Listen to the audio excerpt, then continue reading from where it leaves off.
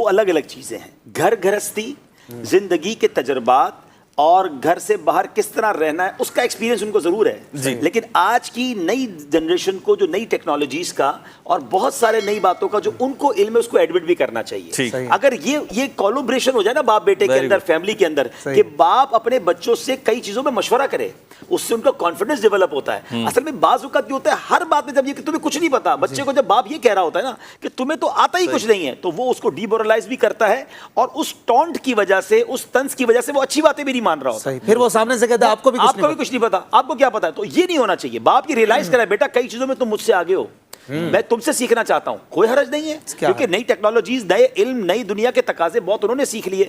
جب آپ کچھ باتیں ان کی سنیں گے نا گیو اینڈ ٹیک کے ساتھ, کانفیڈنس دیں گے, تو اب وہ بیٹا بھی آپ کی, بیٹا دیکھو تمہاری بات میں نے مانی نا, یہ بات مجھے نہیں آتی تھی, لیکن میرا تجربہ زندگی کا یہ کہتا ہے تم یہ کام کرو گے تو تم نقصان اٹھاؤ گے. تو ہم دونوں ایک دوسرے کے تجربے سے فائدہ اٹھاتے ہیں. اشفاق بھائی, اس سے اتنا اچھا گھر کا ماحول بن جاتا ہے کہ والد بچوں کا انسپیکٹر بننے کے بجائے دوست بن جائے, ماں اپنی بچی پر صرف قانون نافذ کرنے والا ادارہ بننے کی بجائے اس کی سہیلی بن جائے. بلکہ میں نے ایک بہت پیاری کتاب میں بات پڑھی کہ آپ دوست بن جائیں اس سے پہلے کہ بچوں کے برے دوست بن جائیں. صحیح, کیونکہ بہت ساری باتیں بچوں سے آپ نہیں کرتے, اس بارے میں کہ یار شرم آتی ہے یا بچے اور میرے میں بریک گیپ ہونا چاہیے, مگر جو باتیں آپ کو کرنی چاہیے تھی پھر باہر سے وہ سیکھ کے آ رہا ہے اور غلط سیکھ کے آ رہا ہے. آپ اتنے فرینڈلی ہو جائیں اپنے بچوں سے کہ آپ کا بیٹا آپ سے دوست کی طرح بات کر لے, تو وہ اپنے راز بھی بتا دے گا, اپنے پرابلمز بھی بتا دے گا. کئی پرابلمز وہ باہر دوستوں سے اسٹریٹ پہ شیئر کرتا ہے جس کا اسے غلط, غیر شرعی اور غیر اخلاقی جواب مل رہا ہوتا ہے. الحمدللہ میں نے آپ کی اور آپ کے فادر کی بھی میں نے کیمسٹری دیکھی ہے.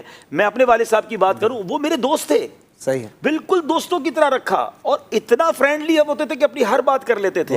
تو اس کی وجہ سے جو کانفیڈنس لیول ہے نا وہ بہت اوپر چلا جاتا ہے. تو ہمیں اپنے بچوں کے ساتھ بھی یہ معاملہ, لیکن ایک ایج, سرٹین ایج کے بعد یہ آ جاتا ہے, چھوٹی ایج میں ہے, ابھی بچہ 8 سال کا ہے, 12 سال کا ہے, اور والد 42, 45, اتنی ایج گیپ کے باوجود یہ چیز ہو سکتی ہے. کر سکتے ہیں. دیکھیں آپ کو اپنے کیلیبر آف ڈسکشن کو نیچے لانا پڑے گا. آپ 40 سال کے ہو کر کے میرا بچہ کیوں نہیں سمجھ رہا, وہ ہے ہی 8 سال کا, آپ پہلے اپنے دماغ کو 8 سال پہ لائیے. صحیح, استاد جو ہے وہ اسی پر آ کر, مثال کے طور پہ ایک استاد پی ایچ ڈی ہے اور پہلی جماعت کے بچے کو پہلی جماعت کی کتاب پڑھاتا ہے, پی ایچ ڈی کی کتابیں نہیں پڑھاتا, وہ اس کو اسی طرح ABCD پڑھا رہا ہوتا ہے, حالانکہ مسکرا بھی رہا ہوگا کہ ABCD پڑھا رہا ہوں میں, لیکن اس بیچارے کا لیول آف انڈرسٹینڈنگ ہی ہے نا. تو آپ کو جب بھی زندگی میں کسی بھی عمر کے بندے سے بات کرنی ہے, پہلے اپنی جہد کو ادھر لے کر آئیں.